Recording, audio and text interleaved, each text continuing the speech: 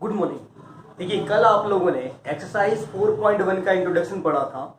आज हम लोग दो चरों के समीकरण को अच्छे से समझेंगे और करेंगे। तो मैंने आपको बताया था दो चर के समीकरण क्या होते हैं। ऐसे समीकरण जिनमें दो चर होते हैं, एक्स और वाई दो चर होती हैं, तो उन्हें दो चरों के रैखिक समीकरण कहते हैं। अब रैखिक क्यों कहते हैं? क्योंकि दोनों चरों में जो घात होती है वो एक ही होती है। दोनों चरों में घात कितनी होती है? एक होती है। तो इसका मानक रूप मैंने बताया था ax plus B Y plus सी बराबर 0। दो चरों के रैखिक समीकरण का मानक रूप होता है ax plus B Y plus सी बराबर 0। और समीकरण को व्यक्त करने के लिए बराबर 0 लिया ही जाता है, यह आपको ध्यान में रखना है। अब पहला क्वेश्चन आपको आज 4.1 का करा रहा हूं, देखिएगा। एक नोटबुक की कीमत एक कलम की कीमत से दुगनी है। एक नोटबुक की कीमत एक कलम की कीमत से दुगनी है। एक नोटबुक की कीमत एक कलम की कीमत से दुगनी है। तो इस कथन को दो चरों के रैखिक समीकरण में व्यक्त करना है। एक नोटबुक की कीमत एक कलम की कीमत से दुगनी है, तो इस समीकरण को हमें कैसे व्यक्त करना है? हमें व्यक्त करना है दो चरों के रैखिक के समीकरण से। तो सबसे पहले क्या कर ले रहे हैं, माना देखो कम कीमत किसकी है और ज्यादा कीमत किसकी है, ये भी आपको पता होना चाहिए। नोटबुक की कीमत कलम से दुगनी है। नोटबुक की कीमत कलम से कैसी है? दुगनी है। तो कलम की कीमत होगी कम। तो मानो कलम की कीमत x है, माना कलम की जो कीमत है वो x रुपए। कितने रुपए हो गए? x रुपए। देखो शर्त ये है कि नोटबुक की कीमत कलम से दुगनी है, तो कलम की x मान लो। तो नोटबुक की कीमत हो गई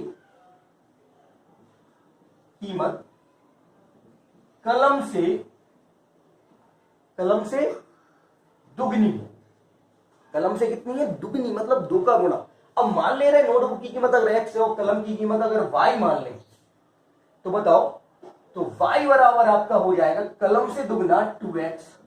y बराबर आपका क्या हो गया? 2x। तो बताओ इसको इस तरफ ले आएंगे, 2x को या फिर y को उस तरफ ले आएंगे, तो 2x माइनस y उधर जाएगा। देखो ये y जो है उधर भेज दो, y को उधर भेजेंगे तो 2x माइनस y बराबर 0। ये बन गया एक दो चरों का रैखिक समीकरण। क्या बन गया? एक दो चरों का रैखिक समीकरण। आप इस तरह से भी कर सकते थे, कलम को y मान लेते तो नोटबुक x हो जाता, तो x माइनस 2y बराबर 0 हो जाता। तो वो भी कर सकते थे आप। एक बार फिर से देखो, एक कलम की कीमत नोटबुक की कीमत से दुगनी है। देखो कलम, नोटबुक की कीमत कलम से दुगनी है, तो कलम कम है, कलम सस्ता है, तो वो x मान लिया, तो नोटबुक y मान लिया। तो देखो कलम से दुगना तो y बराबर 2x, और अगर y को उधर ले जाए तो 2x माइनस y बराबर 0। ये बन गया आपका पहले का एक समीकरण का आंसर। अगला क्वेश्चन 4.1 का, निम्नलिखित समीकरण को ax plus B Y plus सी बराबर 0 के रूप में व्यक्त करो और a b c के रूप में मान निकालो। तो देखो मानक रूप होता है ax plus B Y plus सी बराबर 0। ये दो चरों के रैखिक समीकरण का मानक रूप होता है ax plus B Y plus सी बराबर 0। तो उन्होंने कहा पहले तो इस रूप में व्यक्त करो। पहले तो आपको इस रूप में इनको व्यक्त करना है और a, b और c के मान निकालने हैं। तो देखो ये लिखा है 2x प्लस 3y बराबर 9.335 पे बार। तो पहले 9.35 पे बार को इस तरफ ले आ रहे हैं, तो 2x प्लस 3y माइनस 9.35 पे बार बराबर 0। पहले तो ये हो गया ax plus B Y plus सी बराबर 0 के रूप में। देखो समीकरण बना रहे हो तो बराबर 0 कंपलसरी होता है बनाना। समीकरण बना रहे हो तो क्या बनाना पड़ता है? बराबर 0। तो पहले 9.35 पे बार को इस तरफ ले आओ, तो ये माइनस। अब आप तुलना कर दो के रूप में रखकर तुलना कर दो। तुलना करने पर देखो x के साथ जो आता है उसे a पढ़ा जाता है, x के साथ जो आता है उसे a पढ़ा जाता है, y के साथ जो आता है उसे b पढ़ा जाता है, और जो अचर राशि होती है उसे c पढ़ा जाता है। चर x के साथ जो आता है गुणांक होता है उसे a पढ़ते हैं, तो a बराबर 2। चर y के साथ जो गुणांक आता है तो y में 3 का गुणा है, तो b बराबर 3। और जिसमें x और y चर नहीं होती हैं उसे आप c पढ़ते हैं, तो c बराबर चिन्ह देखा जाता है। देखो चिन्ह है आपका माइनस का, चिन्ह भी ध्यान रखना है। देखो बिना चिन्ह करोगे तो गलत हो जाएगा, तो ये भी आप ध्यान रखेंगे। माइनस 9.35 पे बार। तो देखो a निकला 2, b निकला 3 और c निकला माइनस 9.35 पे बार। अब ये देखो, ये तो आपका पहले से ax बी वाई माइनस सी बराबर जीरो प्लस सी बराबर जीरो के रूप में है। देखो एक्स भी है इसी तरफ, वाई भी इसी तरफ है और माइनस के 10 भी इसी तरफ है। केवल आपको तुलना करनी है तो उससे तुलना कर दो आप करने पर। देखो तो x के साथ कुछ नहीं है तो क्या आएगा, एक। चर x के साथ अगर कुछ नहीं आता है वहां पे 1 मानते हैं तो चर x के साथ कुछ नहीं आएगा तो a बराबर 1, यहां पे भी 1 आएगा, कुछ नहीं है तो b बराबर -1/5 और c बराबर -10। देखो ये तो पहले से ax by प्लस c के रूप में था तो a बराबर 1, b बराबर कुछ नहीं है ऊपर 1 मान लिया 1/5 माइनस में, और c बराबर अचर है क्योंकि उसके साथ ना x है ना y है तो वो अचर में आएगा तो -10। यहां पे आ जाओ, ये प्लस के 6 को पहले इस तरफ ले जाके समीकरण बना लो, प्लस के 6 को इस तरफ ले आओ तो पहले आप समीकरण तैयार कर लो तो -6 बराबर 0। पहले प्लस के 6 को इस तरफ ले आओ तो माइनस में आ गया बराबर 0 हो गया। अब तुलना करने पर ax plus B Y plus C से बराबर 0 से तुलना करने पर देखो पहले उन्होंने कहा था मानक रूप बनाओ, तो ये मानक रूप ये कहलाएगा आपका मानक रूप, ये आपका मानक रूप है क्योंकि बराबर 0 लेके चलते हैं तभी समीकरण बनता है। तो ax plus B Y plus सी बराबर 0 के रूप में आ गया है। अब इसकी तुलना इससे करेंगे तो x के साथ जो भी गुणा रहेगा तो x के साथ है 2 तो चिन्ह के साथ, चिन्ह है माइनस का तो माइनस के 2, b y का गुणांक b तो b बराबर 3 और c आपका अचर तो c बराबर चिन्ह के साथ -6। देखो x के साथ जिसका गुणांक होगा वो a तो a बराबर -2, y के साथ जिसका गुणांक होगा वो 3, c बराबर चिन्ह के साथ -6। अब यहां आ जाओ तो पहले बनाना पड़ेगा मानक रूप में, अभी मानक रूप नहीं है। देखो अभी मानक रूप नहीं है तो पहले 3y को इस तरफ ले आओ तो x माइनस 3y हो गया। अब यहां पे आप देखेंगे कोई अचर राशि नहीं है, यहां पर आप देखेंगे x बराबर 3y है, अचर राशि नहीं है तो अचर राशि आपको क्या माननी पड़ेगी 0 क्योंकि कुछ नहीं है। देखो x और y होते तो 1 मानते लेकिन अचर तो होता ही नहीं तो अचर क्या आएगा 0, तो यहाँ पे प्लस 0 बराबर और 0 बराबर में ले लो। अब ये जो 0 लगाया मैंने जो c के रूप का कार्य करेगा यानी c अचर राशि का कार्य करेगा तो अभी ये आपका मानक रूप हो गया। अभी ये आपका क्या हो गया मानक रूप।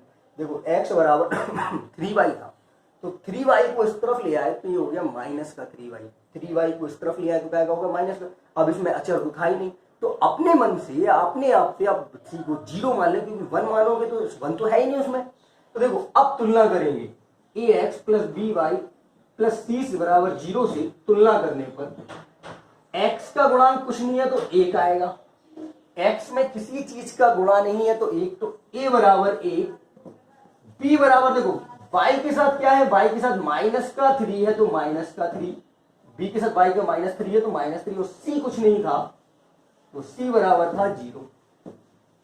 x का गुणांक 1, y का गुणांक -3 और c का मान 0।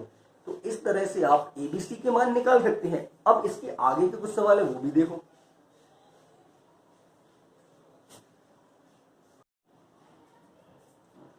देखो अभी आपने 4 देखे, 4 के आगे 5वां है 2x बराबर -5y। इसको आपको ax plus B Y plus सी बराबर 0 के रूप में लेना है और आपको इसे एबीसी भी निकालना है। तो पहले 5y को इस तरफ ले आओ तो माइनस के 5y का पक्षांतर किया तो प्लस का 5y हो गया, माइनस का था इस तरफ आके प्लस का हो गया बराबर 0। अभी भी मानक रूप में नहीं है तो मैंने क्या बताया था 2x प्लस 5y। अब देखो यहाँ पे x y दो चर तो हैं लेकिन मेन होता है अचर, अचर तो है ही नहीं, दोनों चर हैं लेकिन अचर नहीं है तो क्या मानेंगे यहां पर अचर 0 है, अचर क्या मान लिया 0।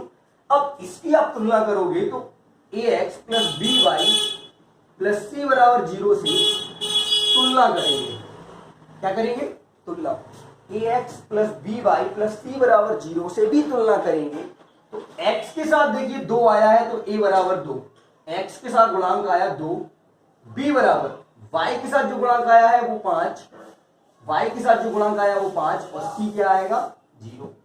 तो a बराबर 2, b बराबर 5 और c बराबर 0। अगला है 3x प्लस 2 बराबर 0। अब यहां पे देखिए एक ही चर आया है, इस सवाल में एक चर आया है 3x प्लस 2 बराबर 0। तो यहां पर तो एक ही चर आया है यानी कि एक चर नहीं है तो हम लोग क्या करेंगे इसको पहले दो चर में बदलेंगे तो देखो 0 इंटू वाई, अब ये दो चर हो गए 0 इंटू वाई प्लस 2 बराबर 0। देखो ये आपका अचर था, ये आपका अचर था, ये x एक चर था और एक ये हो गया। देखो एक चर हो गया x और एक हो गया y, तो अब ये हो गया ax plus B Y plus सी बराबर 0 के रूप में।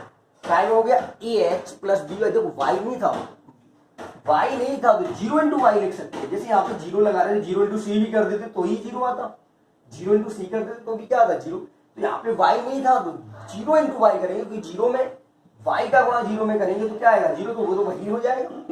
y का गुणा 0 में करेंगे तो 0 हो जाएगा, तो 0 इंटू वाई। अब देखो तुलना करेंगे तो a बराबर 3 b बराबर 0, क्योंकि y का गुणा b होता है तो y तो है ही नहीं तो 0, और c बराबर 2। a बराबर 3 b बराबर 0 c बराबर 2। अब इस पे आ जाओ, और इसमें x ही नहीं है। देखो तो क्या लिखेंगे, सीधा लिख रहे 0 इंटू एक्स, इसमें एक चर है x नहीं है, एक ही y है, तो 0 into x plus y minus 2 बराबर 0। अब मैंने यहाँ पे 0 इंटू एक्स क्यों लिखा, क्योंकि एक चर और चाहिए, मानक रूप बनाने के लिए एक चर और चाहिए, तो 0 इंटू एक्स। अब तुलना करो तो a बराबर 0, पहले पद में x के साथ 0 का गुणा, कुछ नहीं है तो यहाँ पे 1 मान सकते हैं, कुछ नहीं है y के साथ तो 1, तो y बराबर 1, y के साथ कुछ नहीं है तो 1, और ऐसे लिख दो 1 इंटू वाई। c अचर राशि, देखो अचर राशि क्या है 2 है, माइनस के 2 है, अचर की तुलना करने पे माइनस के 2। अब इस पे आ जाओ, 5 को उधर ले जा रहे तो बराबर 0, 2x माइनस 5। अब ये चर है और ये अचर है और एक चर कम है। देखो एक चर x दिया है और एक चर दिया ही नहीं है, एक चर x दिया एक नहीं दिया, तो कैसे, इधर देखो एक मिनट, 2x माइनस के प्लस के y माइनस के 0 इंटू वाई कर देंगे।